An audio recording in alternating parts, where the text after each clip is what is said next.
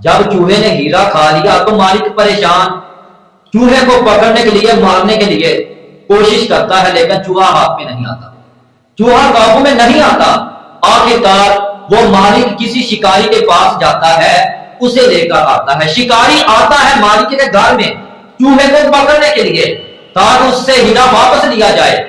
شکاری آ کر دیکھتا ہے تو اب وہی چوہا کہ جو ہزاروں چوہوں میں ایک علیحدہ بیٹھا ہے، اتنے چوہے، اب کیا پتا چلے کہ کس چوہے نے یہ ہیرا کھایا ہے۔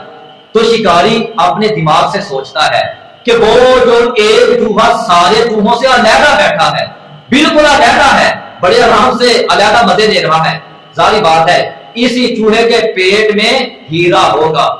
اس شکاری نے اس چوہے کو پکڑ لیا، جب پکڑا تو اس کو مارا، اس کے اندر سے ہیرا نکل آیا۔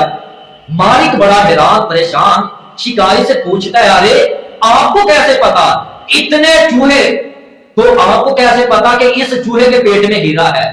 تو کیا شکاری نے جواب دیا کہ جو کام ضرب لوگ ہوتے ہیں، جب ان لوگوں کو کام ضرب لوگ جب امیر ہو جاتے ہیں، ان کے پاس روپے پیسہ دولت مال آ جاتا ہے، تو وہ رشتوں کو توڑ دیتے ہیں، لوگوں کے ساتھ تعلقات ختم کر دیتے ہیں، وہ رشتوں کو ختم کر دیتے ہیں، وہ میل ملاپ لوگوں سے اٹھنا بیٹھنا چھوڑ دیتے ہیں۔ کیوں؟ کہ وہ اپنی اوقات بھول جاتے ہیں، وہ اپنی اوقات بھول جاتے ہیں، پھر وہ رشتوں کی قدر نہیں کرتے، لوگوں کی قدر نہیں کرتے۔ پیسہ انسان کی حیثیت بدل سکتا ہے مگر اوقات نہیں۔